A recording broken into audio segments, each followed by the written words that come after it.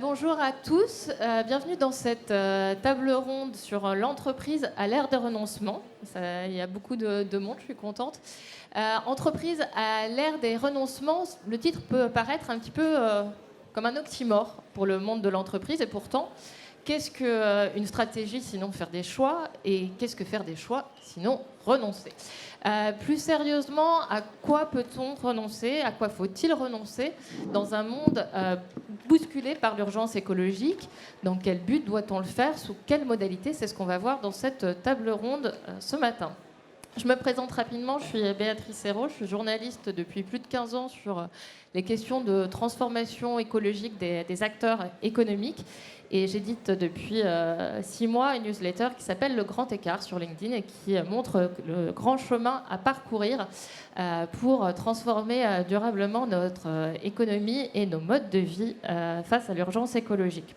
Et c'est bien de cette transformation dont on va parler dans cette table ronde, puisque c'est bien la question de renoncer à des activités, des modes de gouvernance, des modes de production face à la surfinanciarisation de l'économie, face à la finitude des ressources, face au dépassement des ressources, des limites planétaires qui est en jeu. Donc pour cela, 4 intervenants de choix très différents. Merci à vous 4 d'être ici. Adrienne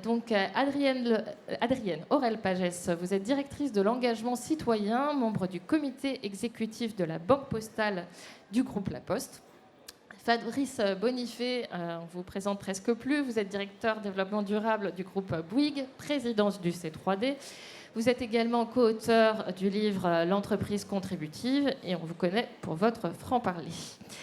Virginie Segers, vous êtes CEO et présidente de Profil, une entreprise à mission de conseil en stratégie et de recherche dédiée à la contribution des entreprises au bien commun. Geneviève Ferron, qui est la cofondatrice de Profil, a présenté l'étude Post-croissance ce matin. Vous allez plutôt nous parler de l'entreprise, de l'étude sur les fondations actionnaires. Yann Roland, vous êtes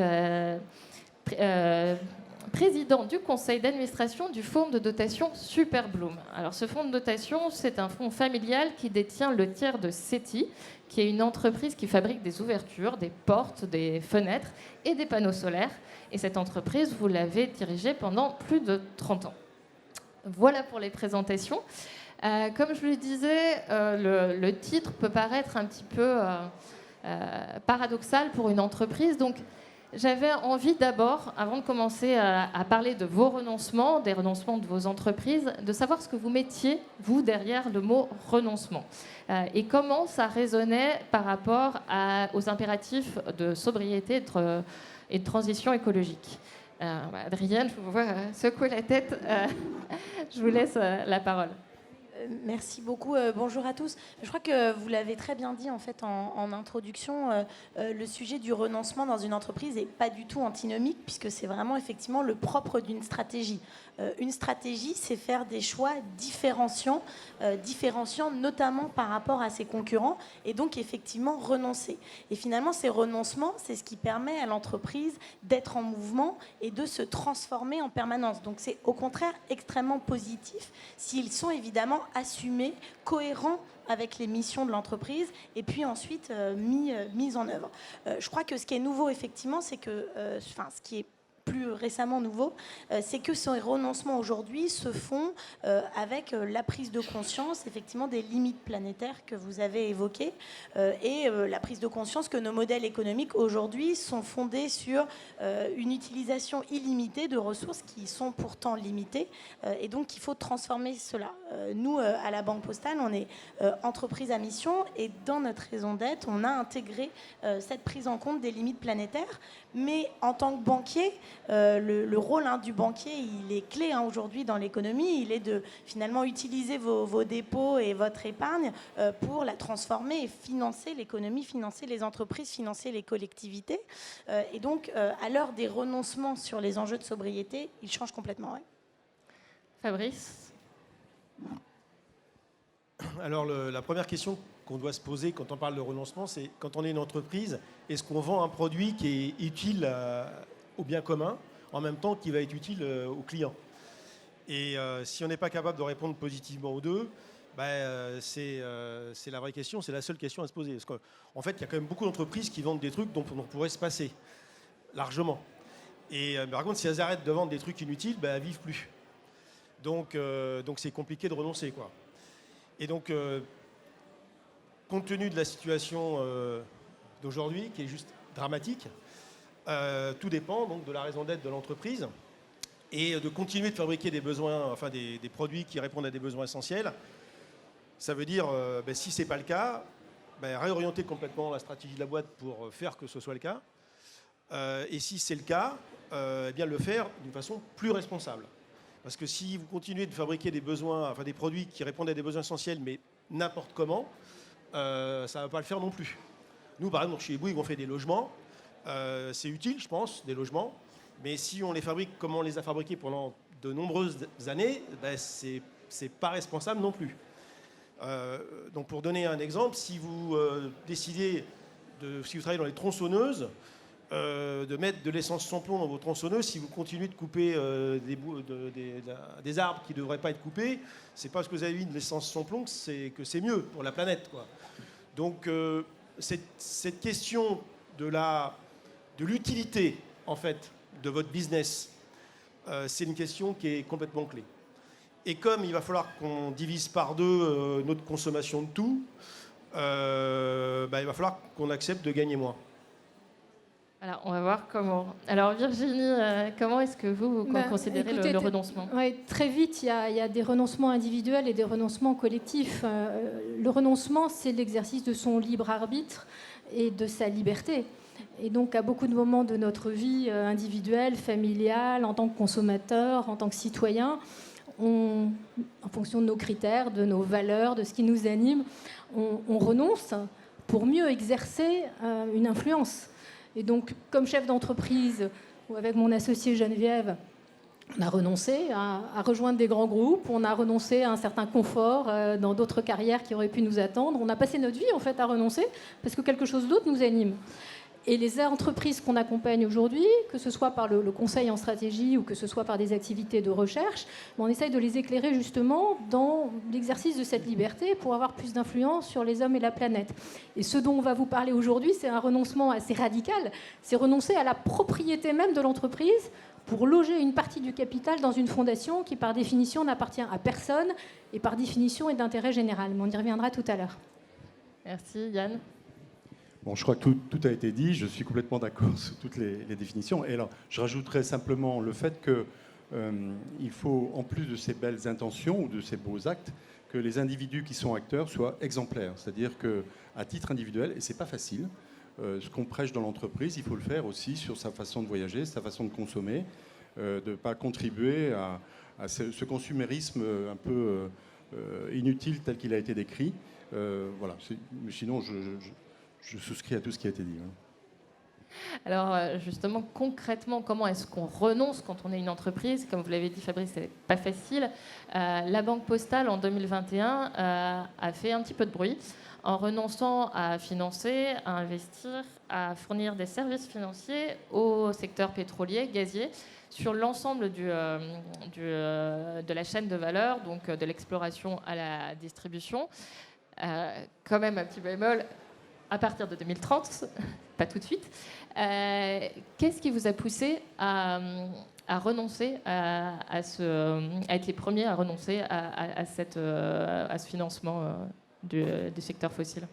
Alors effectivement, on a annoncé en automne l'année dernière cette politique sur les énergies fossiles qui a été largement effectivement saluée puisqu'on a été vraiment pionnier aujourd'hui dans le monde de l'industrie bancaire à prendre cet engagement. Alors notre engagement, il est clair, il est qu'en 2030, nos portefeuilles de financement, je parle du périmètre de la banque aujourd'hui, de financement, il est aligné avec l'accord de Paris. Et en fait, effectivement, c'est à horizon 2030, mais ça veut dire que dès aujourd'hui, on se refait refusent à financer en particulier des projets liés aux énergies fossiles d'exploration, de développement. Parce que quand vous financez aujourd'hui, en 2022, un projet, en 2030, vous l'avez encore dans votre bilan. Donc en réalité, le renoncement, il est dès maintenant. En fait, la décision, elle a été finalement assez simple à prendre. Elle était assez claire pour nous, justement, parce que tout à fait en lien avec notre mission, tout à fait en lien avec notre stratégie. Après, je salue le courage managérial, bien sûr, du directoire de la Banque Postale, parce qu'il y a eu l'audace des pionniers, effectivement, et c'est jamais simple. Mais en réalité, ce qui est plus difficile, une fois que la décision est prise, c'est effectivement cette mise en œuvre et les conséquences qu'elle a. Parce que renoncer au financement des énergies fossiles, je vous l'ai dit, le rôle du banquier, c'est de financer l'économie. Donc, si on renonce à financer une partie de l'économie, ça veut bien dire que nos capitaux, il faut les utiliser à une autre partie de l'économie. Et donc ça entraîne complètement un renouveau dans le métier de banquier. Ça nous oblige à être en particulier extrêmement innovants. Un banquier, traditionnellement, ça prend des décisions de crédit sur la base d'un historique financier de 40 ans à peu près d'historique. Et là, quand vous devez financer justement, quand vous décidez de ne plus financer l'économie traditionnelle, mais de financer les entreprises qui sont engagées dans un plan de transition, qui ont des innovations, il faut avoir le courage finalement de comprendre l'innovation, donc de comprendre très bien le secteur dans lequel vos clients opèrent. Effectivement, est-ce que c'est utile, est-ce que c'est pas utile, et donc prendre le risque de l'innovation. C'est finalement, on retrouve le goût du risque en tant que métier, en tant que banquier. Et l'autre élément, c'est qu'en fait, on est du coup plus exigeant, mais sur d'autres critères, et donc en particulier sur la crédibilité des plans de transition. Notre objectif n'est pas du tout d'arrêter de financer l'économie, encore une fois, mais bien de financer ceux qui sont engagés dans une transition crédible.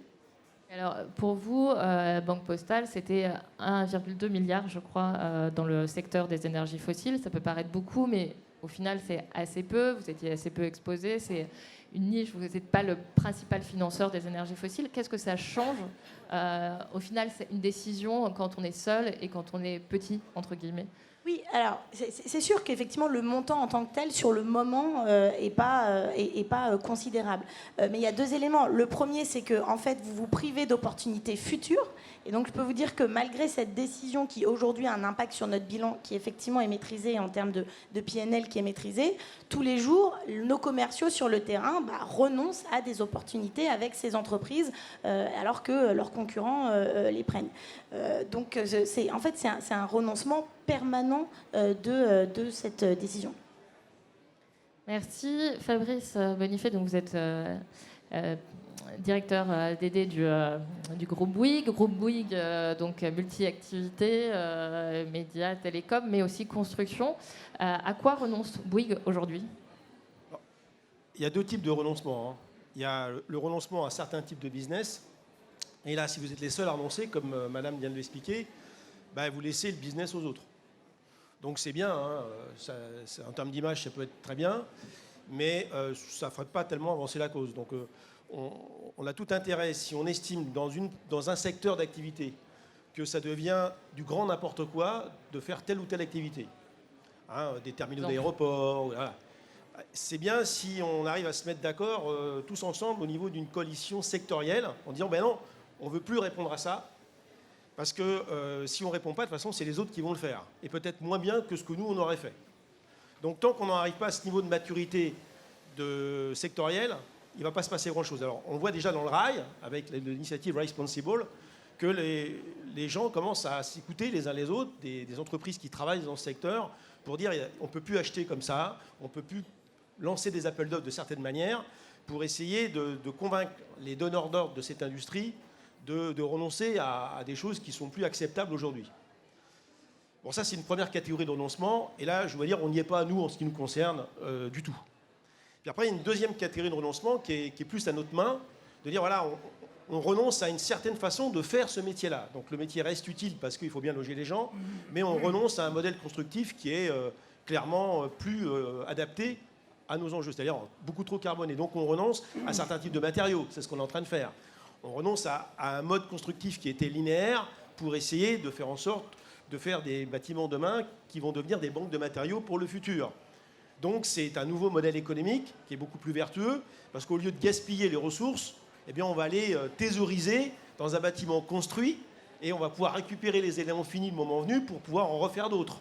Donc c'est déjà beaucoup plus acceptable en termes de respect des limites planétaires. Donc, je répète, 2 types de renoncement. Un renoncement qui doit être global, sectoriel, au niveau d'une prise de conscience d'entreprises d'un même secteur. Et comme ça ne va pas arriver tout de suite, il y a aussi la régulation qui doit prendre le pas là-dessus si on veut accélérer un petit peu. On dit, voilà, il y a des choses aujourd'hui qui ne sont inacceptables. Est-ce que construire des stades dans le désert climatisé, est-ce que c'est des choses qui peuvent être autorisées ? Que ça, par exemple, aujourd'hui, Bouygues dit non. On l'a pour pas des fait, questions donc ça tombe bien. de droits de l'homme, pour des Ouais. questions de limites planétaires. Aujourd'hui, alors effectivement, ça n'a pas été fait pour le Qatar. Non. Donc, à date, est-ce qu'on peut imaginer que Bouygues ne travaille plus sur ces questions ? Je ne suis pas capable de vous dire ça, hélas. Mais une chose est sûre, par contre, c'est que pour garder sa license to operate, pour garder sa réputation, compte tenu de ce qu'on sait maintenant, avant de répondre à ce type d'appel d'offres dans le futur, les entreprises, que ce soit Bouygues ou n'importe quelle autre entreprise, va devoir quand même réfléchir à 2 fois. Parce que les enjeux d'image sont très importants pour les entreprises. Et on voit bien ce qui s'est passé sur Notre-Dame-des-Landes, par exemple. On voit ce qui s'est passé sur Europa City. Je pense que les entreprises, en général, mais les nôtres en particulier, vont devoir quand même bien peser le pour et le contre demain avant de répondre à ce type d'appel d'offres. C'est un enjeu d'image qui est énorme, à la fois pour l'entreprise qui va répondre, mais aussi pour les élus qui vont autoriser, en fait, parce qu'on sait très bien qu'une entreprise de BTP ne construit jamais pour elle-même. Elle construit par rapport à une demande client, privée ou publique. Donc la responsabilité, en fait, réelle, c'est celui qui décide, même si l'entreprise a toujours le choix de ne pas répondre. Vous êtes aussi président du C3D, donc avec plein d'entreprises aussi qui peuvent être commanditaires. Est-ce que vous avez vu des exemples d'entreprises aujourd'hui qui renonçaient à des choses qui vous paraissent pertinentes et d'une ampleur suffisante ? Au C3D, on a Carrefour, qui est membre du C3D, parmi les 230 entreprises. Et à Carrefour, ils ont décidé, depuis quelque temps déjà, de ne plus vendre tel type de légumes ou de fruits à certaines périodes de l'année, parce que c'est du grand n'importe quoi de manger des tomates en hiver ou des cerises ou des fraises, parce qu'on sait très bien d'où ça vient. C'est assez courageux de leur part d'avoir pris cette décision de dire on n'en vend pas lorsque c'est hors saison, certains types de poissons également. C'est une sorte de renoncement, parce que quelque part, ils renoncent à un chiffre d'affaires, parce qu'il y a toujours des gens qui achètent ce genre de truc, alors que c'est pas la saison, quoi. Donc c'est courageux de leur part de l'avoir fait, alors que beaucoup de leurs concurrents ne l'ont pas fait. Bon. C'est très calculé, c'est très ponctuel, ça va pas, mais c'est de l'ordre du symbole et ça peut éventuellement faire en sorte que ceux qui ne l'ont pas fait, c'est un peu du name and shame, et d'utiliser en fait cette posture pour ringardiser des postures non assez matures chez leurs concurrents. Et donc ça, je pense que c'est de leur part assez courageux et c'est bien d'avoir fait ça. Alors là, il y a des entreprises qui ont renoncé, il y en a d'autres qui refusent de renoncer. Je pense à vous, Yann Roland. Quand on a préparé la table ronde, vous m'avez dit, j'ai pas eu l'impression de renoncer. Quelquefois, j'ai même eu l'impression de devoir ne pas renoncer à des matériaux, par exemple le bois, à des activités comme les panneaux solaires, alors que ces activités, elles n'étaient pas forcément rentables, que certains de vos actionnaires peut-être vous disaient de lâcher. Est-ce que c'est facile de ne pas renoncer aujourd'hui quand la performance financière, en tout cas économique, n'est pas immédiate ? Alors effectivement, par exemple sur l'activité panneaux solaires, on fabrique des panneaux solaires près de Nantes. On perd de l'argent tous les ans depuis 10 ans parce qu'on est 20% plus cher que les Chinois qui investissent énormément pour faire progresser la technologie et nous on court derrière. Pourquoi on n'abandonne pas ? Parce que diriger une entreprise, c'est créer de la valeur économique, mais il faut le faire aussi avec des convictions qui entraînent les salariés, mais qui peuvent avoir une influence sur les clients. Là, j'ai beaucoup entendu le mot courage. Bon, d'accord, le mot courage, mais le rôle d'un entrepreneur, c'est de prendre des risques, c'est d'innover, c'est de contourner les contraintes. Parce que si jamais c'est uniquement de se satisfaire, de créer de la valeur économique et de se sécuriser, ça c'est la vision des financiers. Et les financiers, les investisseurs financiers, il faut qu'ils évoluent. Parce que si jamais ils n'évoluent pas, ils vont se retrouver avec des entreprises qui seront restées sur l'ancien modèle économique, alors que toutes les initiatives qui ont été décrites jusqu'à maintenant, là, en fait, les nouvelles générations, ils sont demandeurs. On a tous des enfants qui nous bousculent en nous disant mais il faudrait peut-être que tu changes ta façon de voyager, ta façon de consommer, etc. Au niveau des investissements, des placements financiers, les banquiers me disent, mais on a de plus en plus de demandes de placement pour des produits ESG. Donc en fait, le marché, il va venir. Ceux qui ne font pas ces transformations-là, c'est pour ça que moi, je ne suis pas tellement d'accord sur le mot courage. Si on ne le fait pas, les entreprises qui ne vont pas évoluer en proposant des solutions plus respectueuses de la planète et des personnes, elles vont disparaître. Les jeunes ne voudront pas venir travailler dans nos entreprises si jamais on n'est pas dans ces valeurs-là. Alors pour revenir à votre question, le bois, c'est que l'entreprise, quand je l'ai rachetée en 95, elle performait en fabriquant des portes en bois. Et puis très vite, ça a décliné parce que il y a des nouveaux matériaux inertes comme l'aluminium et le PVC qui avaient la faveur du client parce qu'il n'y avait pas d'entretien à faire sur ces produits-là. Et nous, on a décidé de maintenir. En même temps, on a eu Greenpeace qui a commencé à gesticuler pour dire qu'il fallait arrêter d'importer des bois où on détruisait la forêt amazonienne, la forêt africaine, etc. Et nous, plutôt que de se rebeller contre ça, on est allé dans ce sens-là. Alors on est allé discrètement, en essayant de comprendre, mais très vite, on a géré deux choses en même temps. L'évolution, alors nous, on a toujours pensé que le bois, c'était un produit plus écologiste, donc peut-être qu'à terme, ça reviendra. C'est revenu au bout de 20 ans, c'est-à-dire que maintenant, ça fait 5 ans que le bois recommence à avoir le succès auprès des consommateurs. Voilà, la conclusion par rapport aux exemples que vous preniez, c'est qu'une entreprise, ça se dirige par rapport à la nécessité de créer de la valeur économique, mais ça se dirige aussi avec les tripes, avec des convictions. Et il faut savoir, alors effectivement, il faut que les autres activités gagnent de l'argent pour compenser celles qui perdent de l'argent, mais c'est un tout, et c'est le rôle de l'entrepreneur d'innover, d'avoir une vision et de tenir le cap. On a parlé aussi du côté financier qui peut être difficile pour les entreprises. Virginie Segers, vous avez travaillé sur les fondations actionnaires, où c'est un renoncement des entreprises à la propriété, non pas au profit d'actionnaires classiques, mais au profit d'une fondation. Est-ce que vous pouvez nous expliquer ce modèle et en quoi ça répond en fait aux impératifs écologiques ou sociaux d'aujourd'hui ? Alors la fondation actionnaire, c'est basique. C'est une fondation qui est actionnaire. C'est la seule chose qu'il faut retenir en fait. Et elle est pleinement les deux. Donc elle est pleinement une fondation, donc un organisme d'intérêt général selon nous, selon notre définition chez Profil, parce que ça ne correspond pas à un statut aujourd'hui, mais plusieurs statuts. Donc elle a une mission d'intérêt général et elle soutient des projets de nature philanthropique. Et par ailleurs, elle est actionnaire puisqu'elle détient une partie, la majorité, voire la totalité d'une entreprise. Et elle a été créée par la volonté, souvent d'une famille, en tout cas des actionnaires majoritaires ou exclusifs d'une entreprise, qui pour différentes raisons ont souhaité à un moment protéger l'entreprise, puisque comme vous le savez, une fondation n'appartient à personne et donc ne pourra jamais être rachetée, ce qui en fait un actionnaire particulièrement disruptif dans le modèle capitaliste habituel.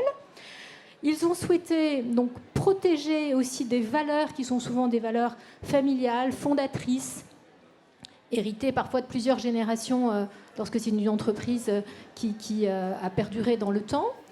Ils ont souhaité protéger souvent leurs enfants, leurs descendants du poids de la reprise, de la responsabilité de la reprise, du risque peut-être de l'argent et de la perversion qui peut être liée à l'argent, à l'héritage. Ils ont souhaité aussi éviter que l'entreprise n'ait à s'endetter pour payer les droits de succession, parce qu'on le sait, beaucoup d'entreprises, à l'heure des successions, doivent faire des LBO importants pour pouvoir financer ne serait-ce que les droits de succession, et donc font peser un poids important sur l'entreprise en termes de remboursement de cette dette. Et ils ont aussi souhaité avoir un projet de nature philanthropique qui est soit le projet de l'entreprise, puisque cette fondation actionnaire de l'entreprise peut être la fondation de l'entreprise, mais elle peut, comme c'est le cas avec Yann Rolland, être la fondation exclusivement de la famille qui s'est dépossédée et ne pas du tout être le bras armé philanthropique de l'entreprise qui pourra créer sa propre fondation. Donc en fait, il y a beaucoup, vous voyez, de notions absolument passionnantes, c'est pour ça que je m'anime, qui sont encapsulées dans une fondation actionnaire qui est un nouveau modèle, vous le comprenez, de propriété, de gouvernance et de transmission. Et donc, ces valeurs, c'est à la fois la sanctuarisation du capital, une forme de souveraineté économique, parce que par définition, la fondation est créée en France, et donc les capitaux vont rester en France. À un moment où on se pose beaucoup la question de la réindustrialisation, du patrimoine économique national, de l'emploi, du territoire, etc. C'est un moyen aussi de combiner de façon assez radicale la dépossession et l'initiative économique, la philanthropie et le capitalisme, mais un peu renouvelé et réenchanté, et l'altruisme et une action pour le bien commun. Donc c'est pour ça que nous avons en 2015, ça date, publié la première étude comparée sur les fondations actionnaires. Alors on m'a dit fondation actionnaire, c'est un gros mot, c'est un oxymore, c'est plein de contradictions.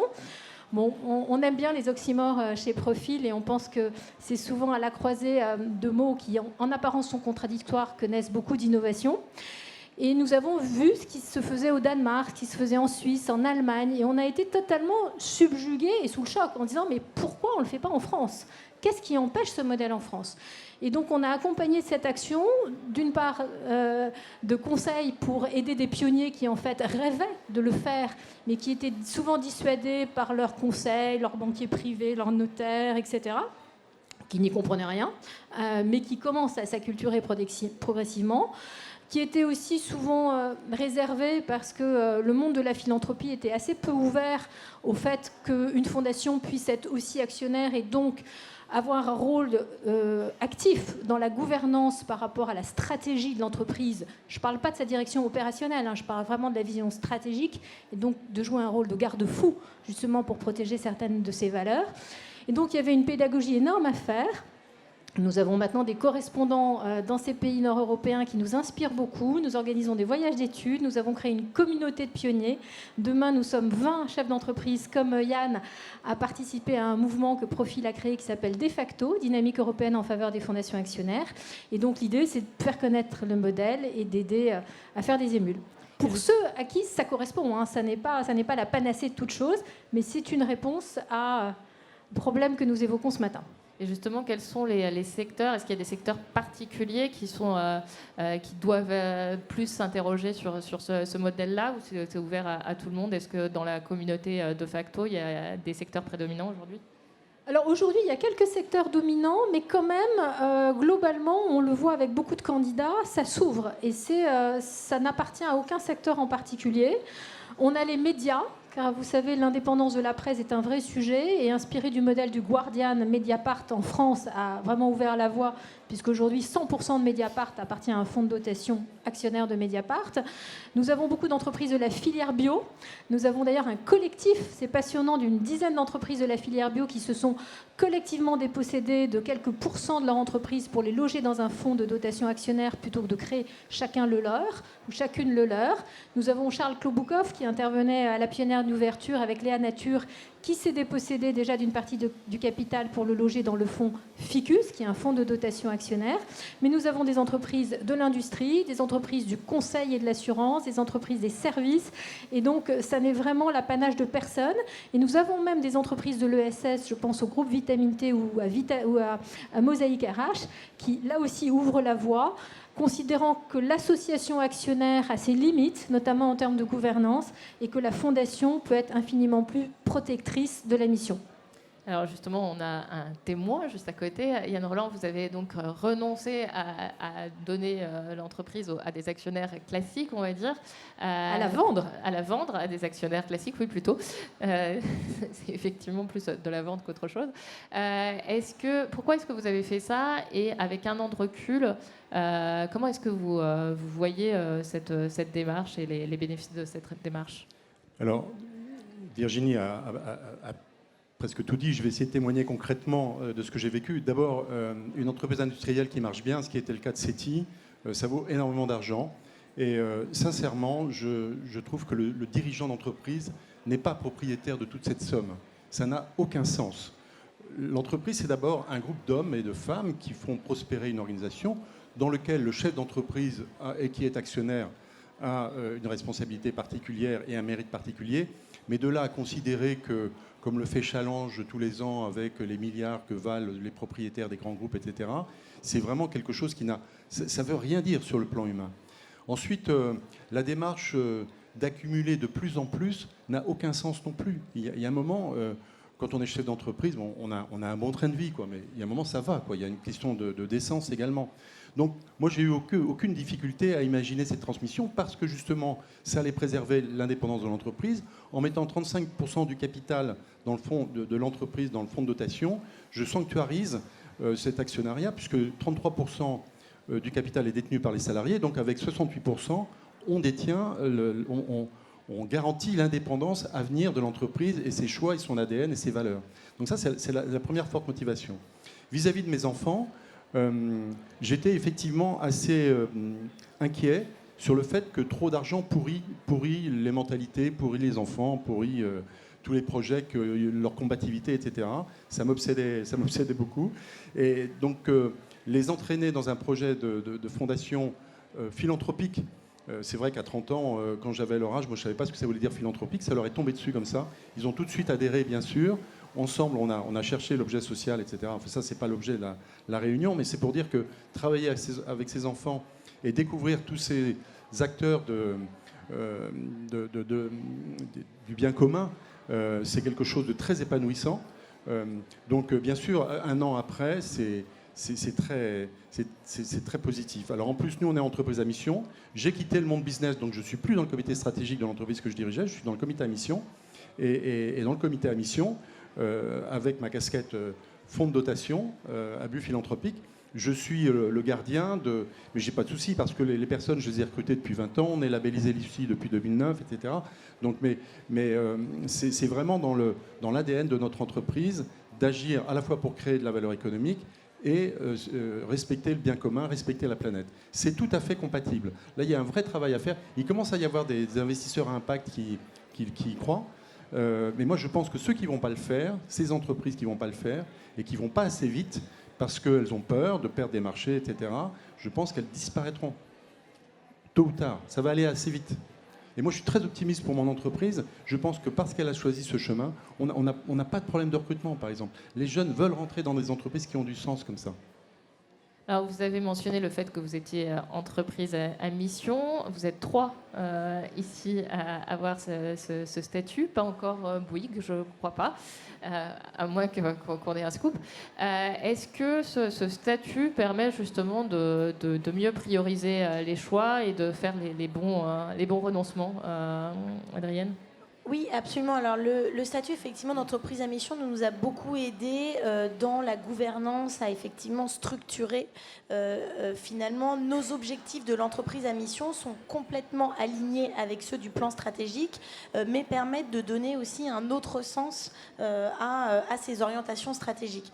Ce qui nous aide beaucoup, bien sûr, c'est le travail avec nos parties prenantes et en particulier la constitution d'un comité de mission. Donc nous, dans notre comité de mission qui est assez grand, on a des représentants à la fois des chefs d'entreprise. On a voulu avoir, comme nous, des chefs d'entreprise qui font face à ces renoncements dans des secteurs d'activité différents. Donc on a par exemple la Head of CSR de Sanofi. Donc c'est intéressant pour nous parce que c'est un secteur très réglementé comme celui de la banque. Donc les comparaisons sont intéressantes. Donc vraiment des praticiens qui, comme nous, sont face à ces renoncements au quotidien, mais aussi bien sûr des économistes qui nous aident à réfléchir autrement et des acteurs de la société civile, des ONG, une représentante du mouvement pour un réveil écologique de cette jeunesse. Et puis aussi, bien sûr, les parties prenantes, elles sont externes, mais aussi elles sont internes. Donc on a intégré nos collaborateurs. On a 2 collaborateurs qui sont membres du comité de mission, qui en fait ont été tirés au sort suite à... On a fait un appel à candidature, et on a eu en fait beaucoup de candidats. Donc c'est effectivement cette attractivité que vous avez mentionnée. Et ensuite, on a tiré au sort. Et puis la dernière partie prenante qu'on a pris en compte aussi sont nos élus. Justement, on n'a pas voulu que les collaborateurs qui soient membres de l'entreprise à mission soient forcément des élus. On voulait élargir. Alors, il aurait pu y avoir un élu tiré au sort, mais ça n'a pas été le cas. En revanche, on a souhaité créer justement une commission dépendante du comité de mission avec nos élus pour présenter les travaux du comité de mission aux élus et avoir aussi leur regard. Donc, c'est effectivement ce travail avec l'ensemble des parties prenantes pertinente qui permet de nourrir encore plus cette mission et de justifier, bien sûr, ces renoncements. Et moi, à mon poste en tant que directrice de l'engagement citoyen, évidemment, avoir l'aval d'un comité de mission, c'est très fort face à un COMEX pour porter une décision. Virginie Segers, sur la société à mission. Alors c'est ce que disait Yann tout à l'heure, c'est-à-dire qu'il faut vraiment s'appliquer à soi-même ce qu'on prône, et vous le savez peut-être, mais en 2017, bien avant la loi Pacte, on a produit une étude comparée sur les nouveaux modèles juridiques qui permettaient d'encapsuler justement une mission élargie à des enjeux sociaux et sociétaux, et on l'a appelé, le mot n'existait pas encore, l'entreprise à mission. Ce qui nous a valu là aussi de participer étroitement à l'élaboration de la loi Pacte et de porter sur les fonds baptismaux cette nouvelle qualité juridique. Donc c'était normal qu'on se l'applique à nous-mêmes. Et il est vrai qu'on est vraiment un petit cabinet mais très spécialisé. Et chaque mot qu'on a choisi dans notre raison d'être, en fait, nous anime. Et est une corde de rappel, à la fois justement pour savoir ce à quoi il faut renoncer, ce sur quoi il faut vraiment qu'on accélère à notre engagement. Et c'est un formidable catalyseur d'énergie en interne pour garder le cap. Donc voilà, je ne vais pas entrer dans des exemples très concrets, mais moi je me rends compte que très souvent je m'y réfère et que ça m'anime dans le projet, on peut dire pompeusement, stratégique de l'entreprise. Yann Roland. Alors nous, on a un comité à mission aussi qui est présidé par Virginie Resson, qui est responsable du GIEC pour l'ouest de la France. On a un élu qui est le premier adjoint de la maire socialiste de Nantes. Et puis on a 2 salariés également. On a un jeune qui sort de l'apprentissage, qui est en charge chez nous de tout ce qui est recherche et développement sur l'éco-conception des produits. Donc c'est très, très interactif. Et on a une élue, voilà. Et puis des chefs d'entreprise, dont une start-upeuse qui... c'est la Marie de Longuevilliers qui a créé, il était plusieurs fois, les vêtements de seconde main pour les enfants. Et donc ce comité se réunit pas trop, parce qu'il ne faut pas être trop lourd. C'est officiellement 2 fois par an, alors il y a des petites sessions intermédiaires. Mais l'entreprise rend compte à ce comité de mission. Alors il y a des indicateurs, il y a des KPI, il en faut. Mais surtout, le comité fait des propositions. Et ce qui est très intéressant, c'est que les propositions ne sont pas du tout perchées. Elles sont réalistes sur le plan de la performance économique. Et le président de la société prend en compte toutes ces recommandations. Et c'est très contributif pour l'avenir pour la performance économique de l'entreprise. C'est vraiment très lié. Et est-ce que c'est pas, oui, justement, toute la question de la performance économique, de la performance de l'entreprise, en fait, qu'on doit repenser. Là, on parle de repenser la performance économique. Comment est-ce qu'on repense aujourd'hui l'entreprise dans sa globalité? Comment est-ce qu'on travaille sur une entreprise qui ne serait pas seulement performante d'un point de vue financier? Est-ce que vous avez des outils aujourd'hui qui vous paraissent pertinents? On parle de comptabilité triple capital, on a parlé pendant longtemps d'analyse ESG, on en voit les limites aujourd'hui. C'est quoi les outils qui vont nous permettre de travailler sur cette performance? En fait, dis-moi comment tu crées la valeur, je te dirai qui tu es vraiment, et comment tu comptes finalement cette notion de performance. Parce que jusqu'à présent, la seule performance qui était appréciée par les parties prenantes, c'était le cash flow généré. Et c'est encore le cas dans 99% des cas, il ne faut pas se beurrer les lunettes. Et donc si on arrive à faire comprendre que le business, c'est uniquement la résultante de notre capacité à transformer le vivant, à transformer la matière première avec de l'énergie, il faut qu'on accepte de resynchroniser en fait l'activité de l'entreprise avec cette capacité à préserver. Donc, en effet, c'est bien beau les entreprises à mission, c'est bien beau les comités de mission, les engagements, etc. Mais faire un peu mieux ce qu'on a toujours fait, ça ne va pas suffire compte tenu du temps qui nous reste pour éviter l'emballement. Et donc, il va falloir qu'on compte la valeur d'une façon différente et qu'on réintègre dans la comptabilité de l'entreprise, qu'on mette au passif du bilan la dette environnementale contractée par l'entreprise dans le cadre de son activité. C'est la seule chose à faire. C'est-à-dire que si l'entreprise utilise du bois pour faire ses portes ou n'importe quoi, est-ce que le législateur lui a obligé de provisionner les sommes qui sont nécessaires pour préserver les matières premières qui vont être utiles à son business dans le futur? Et là, si on fait ça correctement, avec la même rigueur comptable que l'on met en place pour la comptabilité financière classique, on va s'apercevoir qu'on va gagner moins d'argent. Ce que je disais tout à l'heure, beaucoup moins d'argent.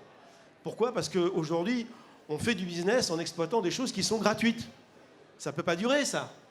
Donc, tant que la planète était grassouillette et résiliente, ça a duré plusieurs dizaines d'années, sauf qu'on arrive à l'os aujourd'hui et on arrive aux limites planétaires. Donc, la comptabilité écologique qui appelle la mise en place de règles comptables multicapitales pour préserver les deux capitaux qui sont nécessaires au business et qui ne sont pas du tout pris en compte dans la comptabilité financière, le capital humain et le capital naturel. Tant qu'on ne va pas mettre en place ce système comptable, on pourra pérorer, on pourra prendre tous les engagements qu'on veut, eh bien on sera dans du greenwashing total. Marianne ?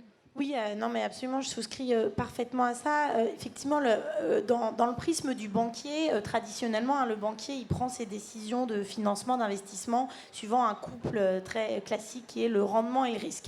Donc, avec l'intégration du risque ESG, quand même, il y a 20 ans, en particulier dans les investissements, on prenait quand même de plus en plus en compte quel est l'impact des facteurs environnementaux, sociaux sur le risque, mais toujours sur cette matérialité financière. Le grand changement de paradigme, et je vous disais que justement les renoncements entraînent un vrai changement du métier de banquier, c'est de rajouter un triptyque à ces deux dimensions, c'est de rajouter celui de l'impact et finalement cette notion de double matérialité dont on entend de plus en plus parler et qui aujourd'hui polarise le débat finalement entre les États-Unis et l'Europe dans la vision peut-être comptable. Juste rappeler vite oui. en deux et du coup la double matérialité, c'est en fait l'autre côté de la flèche. Je vous disais, on a les facteurs environnementaux et sociaux qui ont un impact sur la valeur de votre entreprise, de votre bien. La double matérialité, c'est comment votre bien, votre entreprise a un impact sur l'environnement, la société. Donc effectivement, comptabiliser l'impact qu'elle a en particulier sur l'utilisation des ressources. Donc nous, à la Banque Postale, on essaye de construire un indice d'impact global qui prend en compte des enjeux environnementaux, mais aussi sociaux et territoriaux. Donc ça, c'est plus compliqué parce que sur l'environnement, en particulier sur le climat, les données, elles sont de plus en plus normées. On a la taxonomie qui nous aide beaucoup. Sur le reste des enjeux environnementaux, c'est déjà plus compliqué, mais alors sur le social et territorial, on est carrément en terrain inconnu. Donc on essaye de travailler à cet indicateur pour avoir une vision agrégée de l'impact du bilan de la banque sur justement son environnement. Et donc on est face à deux enjeux. On est face d'abord à collecter la donnée. Et cette donnée, elle n'existe donc pas toujours. Effectivement, elle n'est pas uniformisée parce qu'on n'est pas sur un système comptable. On n'a pas l'historique des systèmes de comptables financiers. Donc il faut la collecter auprès de providers, plus ou moins, avec des données plus ou moins fiables. Ou il faut la collecter auprès du client. Et ça, collecter auprès du client, pour un commercial, c'est du temps en moins aussi de discussion par ailleurs sur les projets. Donc là aussi, c'est un renoncement parce que finalement, vous devez, dans votre relation commerciale, demander à vos clients de nouvelles données. Et donc, ça contribue à changer ce point. Et l'autre enjeu, même une fois qu'on a ces données, c'est que le front, donc nos commerciaux qui sont sur le terrain, qui sont dans les territoires, s'approprient ce sujet, soient formés, le comprennent et même est à leur disposition après de manière purement même opérationnelle dans leur process. Et ça aussi, c'est complexe. Yann Rolland, oui, en tant que chef d'entreprise, comment est-ce que vous fournissez toutes ces données et comment est-ce que vous travaillez sur cet ancien chef d'entreprise? Ouais, nous, on avait inventé avant que ça existe dans notre profession, on s'était inspiré de l'électroménager, vous savez, avec les codes couleurs ABCD, etc. Ça n'existait pas dans mon secteur professionnel et nous, on l'a fait. Alors, c'était avec nos données, avec nos experts, mais on a informé nos clients sur l'impact depuis l'origine de l'extraction de la matière jusqu'à la destruction du produit. On donnait et on donne toujours une cotation. On a fait ça. Mais je voudrais donner un autre exemple. Par exemple, nous, avec nos produits industriels, l'idée, c'est de... On n'a pas encore réussi, mais on travaille dessus. L'idée, c'est de faire des produits garantis à vie. C'est-à-dire que quand on fait des portes aluminium, l'aluminium, ça consomme beaucoup d'énergie, donc c'est pas très bon pour la planète. Mais si on arrivait à faire des portes en aluminium garanties à vie, l'impact serait quand même très positif. Voilà. Donc c'est une autre façon de voir le produit de grande consommation. Je voudrais réagir sur ce qui vient d'être dit.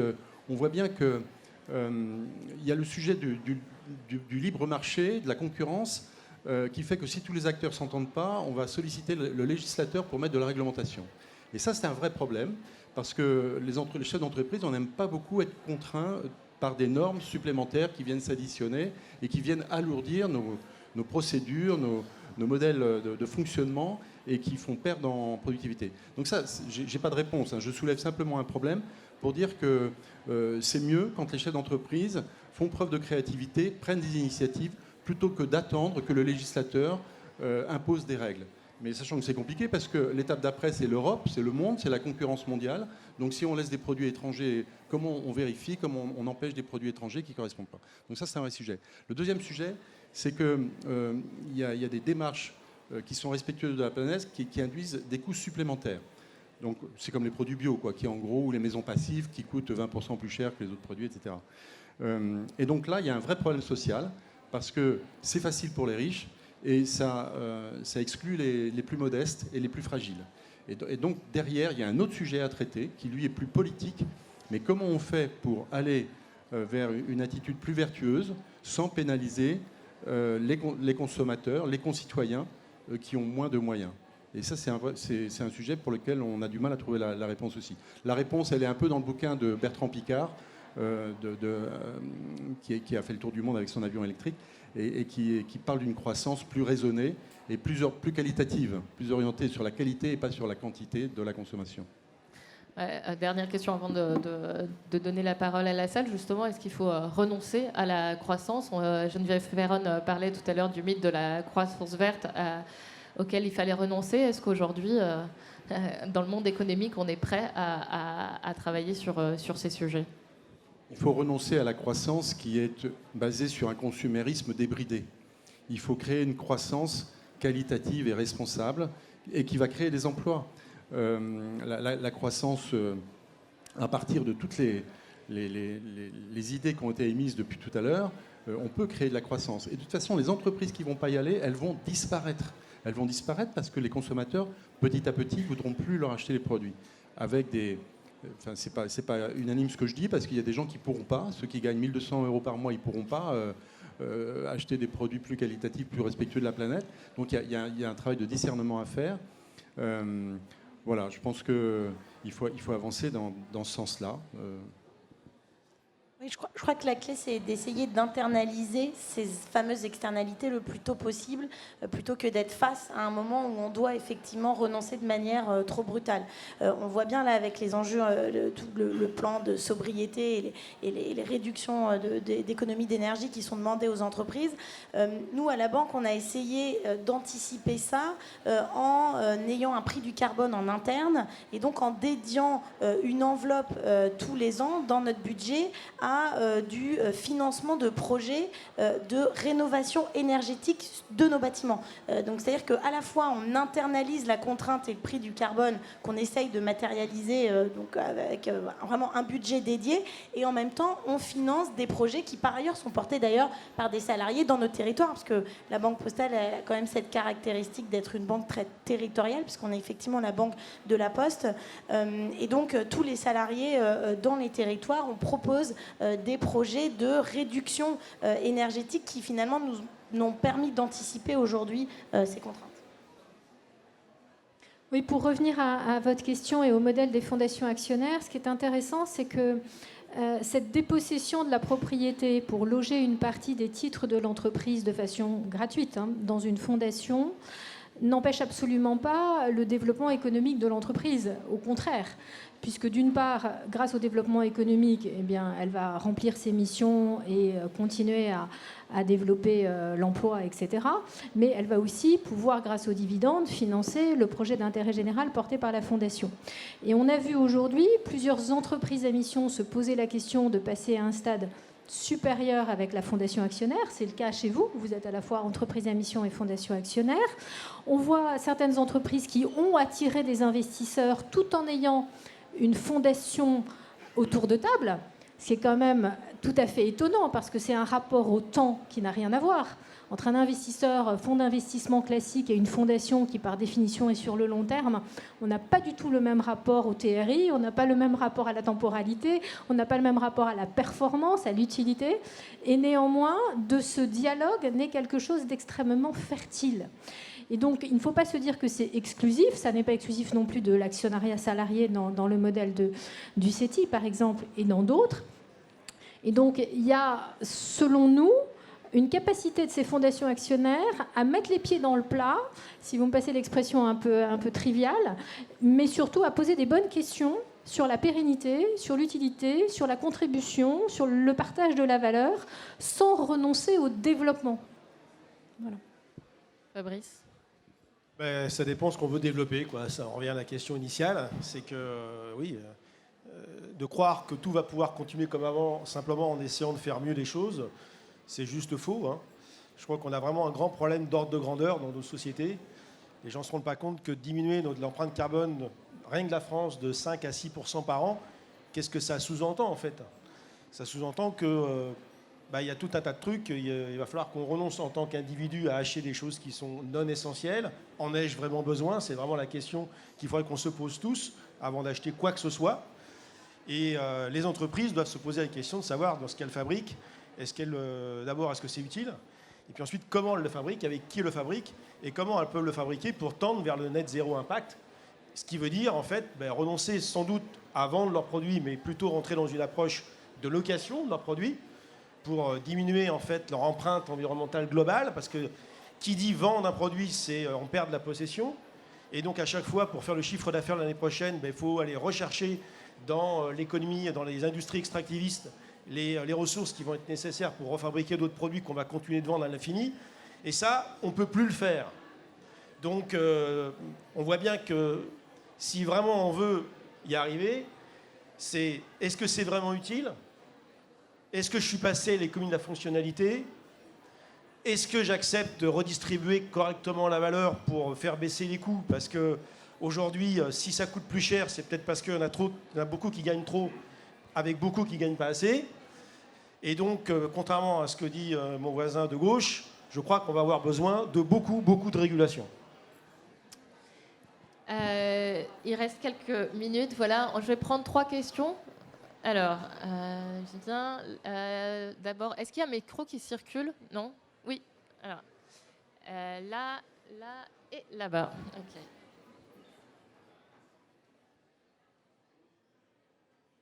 Ça marche pas.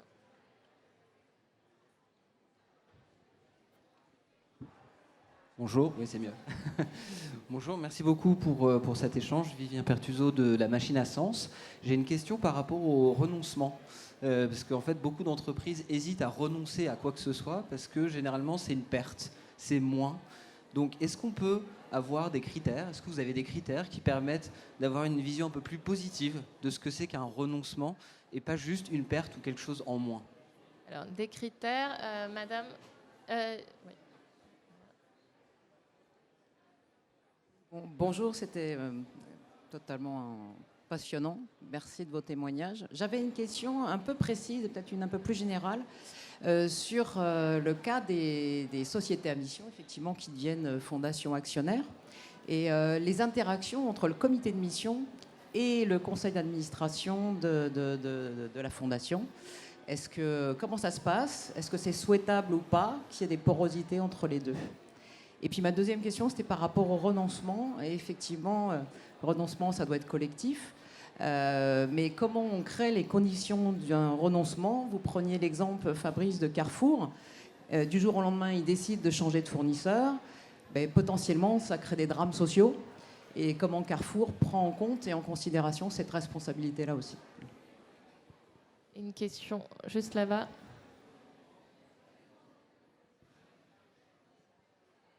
Bonjour, bonsoir, c'est encore un peu tôt. Merci pour vos témoignages. Ma question, c'est du point de vue je suis chercheur d'emploi, j'ai 33 ans, je cherche du sens et des entreprises engagées. Ça fait du bien d'entendre, de vous entendre. Ma question, c'est elles sont où ces boîtes? On les trouve où? Parce que je les cherche, mais elles se cachent bien. Voilà, donc toutes celles qui ont inscrit la dette environnementale à leur bilan comptable, celles qui ne vendent pas leur capital à des actionnaires féroces qui veulent de la rentabilité, celles qui veulent produire mieux plus que produire plus, elles sont où? Parce que il y a aussi beaucoup de greenwashing un peu partout, donc c'est pas toujours évident de faire la différence. Moi, je cherche des boîtes qui ont l'humilité qu'elles ont conscience que ça va être compliqué, que ça va être difficile, qu'on ne va pas révolutionner tout ça en coup de baguette magique, à coup de révolution 4.0, de ce champ lexical qui pour moi est terrible. Donc voilà, qu'est-ce que vous conseilleriez à des chercheurs d'emploi, en tout cas pour mon cas, où est-ce qu'on les trouve ces boîtes-là? Je suis là, je les cherche. Donc voilà, si vous avez quelques conseils, n'hésitez pas. Merci. Alors donc, les critères du renoncement, le lien entre conseil d'administration, comité de mission, renoncer, c'est aussi risquer une casse sociale. Et enfin, où est-ce qu'on trouve toutes ces entreprises vertueuses dont vous parlez? Ça fait beaucoup. Qui veut commencer? Peut-être oui sur les critères de renoncement et ça fait lien aussi avec votre question parce qu'effectivement quand on est en entreprise, quand on fait le choix de travailler en entreprise et en particulier pas dans une ONG, ce qui est un choix qui est pas forcément simple à assumer quand on a la conscience effectivement des enjeux, c'est aussi du coup la politique des petits pas et des compromis. Et donc moi je suis frappée de la nécessité en fait du dialogue et en fait moi je crois beaucoup au fait que chacun a in fine, chaque collaborateur a à un moment donné une prise de conscience qui lui permet naturellement de prioriser et de participer à cette stratégie. Mais pour ça, en fait, il faut du temps. Et moi, je suis vraiment frappée de mes collaborateurs qui, en plus, le sujet est souvent, en France, le sujet, il est très politisé. Donc, du coup, très, très rapidement, vous êtes sur des enjeux de conviction, alors que ce n'est pas du tout le sujet dans une entreprise et qu'on essaye vraiment de dépassionner le débat, justement. Et donc, qui, au début, ont des réactions très... non, mais c'est pas, je suis pas du tout d'accord avec toi. Et puis en fait, où ils ont l'impression que c'est la lune ce qu'on leur demande, alors que juste ils n'ont pas pris le temps de regarder, de comprendre et de se mettre dans le sujet. Donc honnêtement, moi je reviens vraiment sur cet enjeu du courage managérial et je pense que peut-être c'est un des critères aussi de sélection des entreprises. Quelles sont les entreprises qui ont ce courage managérial in fine, prioriser et laisser du temps à leurs salariés pour rentrer dedans. Et après, je crois vraiment beaucoup au fait que chacun se saisit au niveau de sa fiche de poste, de sa responsabilité, de ses enjeux. Dans les critères, est-ce qu'il n'y a pas aussi les limites, la science, les limites planétaires, le GIEC Oui, alors absolument ça. Vous avez parlé de greenwashing, c'est un sujet qu'on prend très au sérieux, en particulier dans l'industrie bancaire, qui a beaucoup défrayé la chronique sur ces sujets. Donc nous, on essaye toujours de se fonder soit sur des labels publics qui existent. Donc notre société de gestion d'actifs, elle a dit on doit être 100% ISR. On a dit c'est le label d'État français. Alors après, on peut critiquer tous les référentiels qui existent, mais au moins c'est un référentiel qui est transparent. Quand effectivement nous on s'engage dans un plan de transition, on a fait valider notre trajectoire par le Science Based Target. On est la première institution financière avec 3 autres au monde à avoir fait valider notre trajectoire de décarbonation scientifiquement. Et quand les standards n'existent pas, on essaye effectivement de co-construire avec nos parties prenantes, et en particulier les ONG qui sont là, des challengers très importants et qui nous permettent par exemple de construire des produits. On a lancé un crédit consommation impact avec les discussions du WWF qui nous ont aidés aussi à designer le produit pour cette notion d'impact. Oui, peut-être pour revenir un instant sur les critères, puis après sur la question plus technique, conseil d'administration, etc. Quand on accompagne des entreprises vers cette dépossession, alors pas des entreprises, en fait, des familles, des propriétaires individuels qui vont se déposséder, il y a plein de critères du renoncement que vous venez d'évoquer, qui existent, beaucoup de grilles, etc. Mais il y en a qui nous animent. Alors, ils sont très immatériels et très qualitatifs, donc difficiles à rendre tangibles. Mais il y a la sincérité. La sincérité, c'est quelque chose de très important. Alors, il n'y a pas vraiment de détecteur de sincérité objectif, mais ça se ressent quand même au fur et à mesure des entretiens. Et quand on va jusqu'à se déposséder, honnêtement, en général, il faut être sincère. On ne peut pas être dans le greenwashing quand on se dépossède de sa boîte. Ensuite, il y a une forme d'humilité. Je crois que vous l'avez ressenti notamment dans le témoignage de Yann, et nous on la vit avec beaucoup d'entrepreneurs qu'on accompagne, qui tâtonnent un moment, qui hésitent, qui se posent beaucoup de bonnes questions, parce que c'est un modèle quand même éminemment nouveau et radical, puisqu'on ne peut pas revenir en arrière.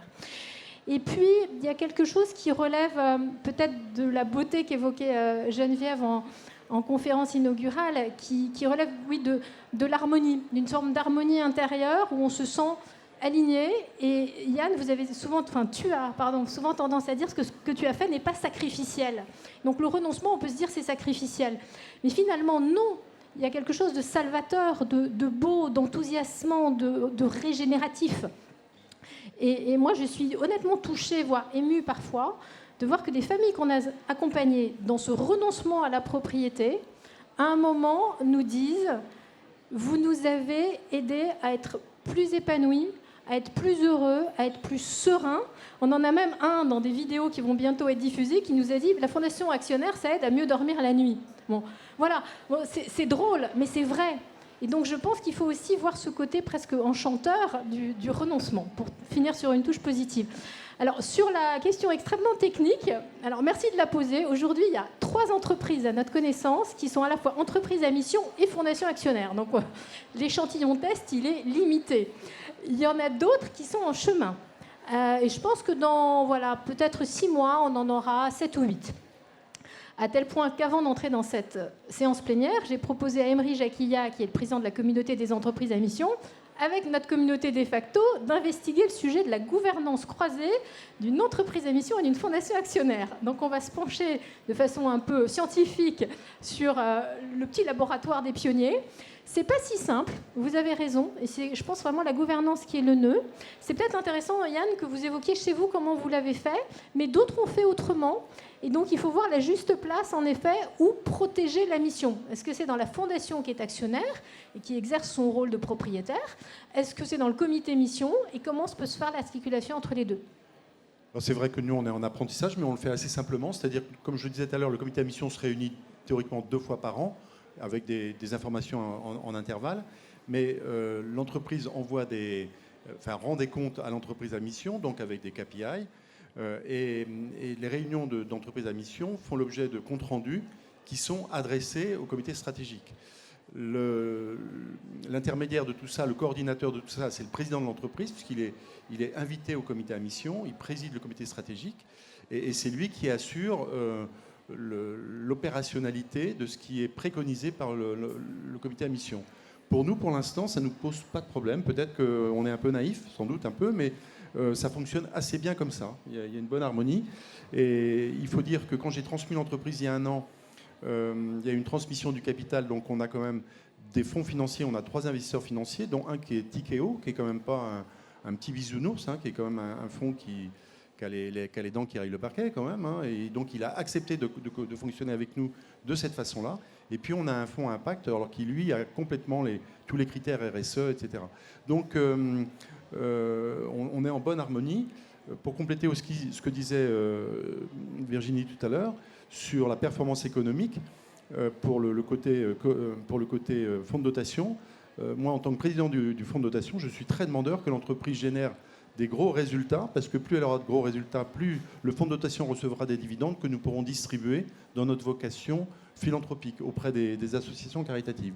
Donc simplement pour boucler sur le fait que non seulement ça ne s'oppose pas, mais j'ai autant d'exigences sur la performance économique que mes collègues salariés ou mes collègues investisseurs financiers. Sur la casse sociale aussi, on n'a pas évoqué sur renoncement et évidemment des gens qui pâtissent de ces renoncements, des salariés, des collaborateurs. Kodak a disparu et Elon Musk a créé Telsa. Bon, il va y avoir des mutations. Il va y avoir des entreprises qui vont, si elles ne font pas les bons choix, qui vont être malmenées, qui vont peut-être disparaître, c'est ce que je disais tout à l'heure, mais il y en a plein qui vont émerger et qui vont prospérer. Ça fait partie des mutations comme on en a toujours eu. Et il faudrait que les syndicats s'approprient cette réflexion, s'associent à ces mutations. Fabrice, le mot de la fin. On n'a pas répondu à la personne qui... Oui. Ben, en fait, il y a une association des entreprises à mission qui existe. Alors, je ne sais pas quel est son nom. La communauté des entreprises à mission. Donc honnêtement, voilà, elles y sont allées. Donc regardez ce qui s'y fait. Et puis... il y a pas mal d'autres réseaux intéressants. Et là, vous aurez la liste des entreprises à mission. C'est déjà un élément. Normalement, elles font un peu moins de greenwashing que d'autres, peut-être, mais ce n'est pas une garantie, c'est vrai. Il faut continuer à avoir... Et puis après, il faut réseauter auprès des personnes qui connaissent sur les territoires. Nous, en Pays de Loire, on commence à être assez... Il y a une association qui s'appelle Dirigeants Responsables de l'Ouest qui fait la promotion des entreprises engagées pour la RSE. Là aussi, le nombre d'adhérents... on n'est pas loin de 200 maintenant sur l'ouest de la France, est public. 2 mots, tu m'as dit ? Ralentir ou périr ?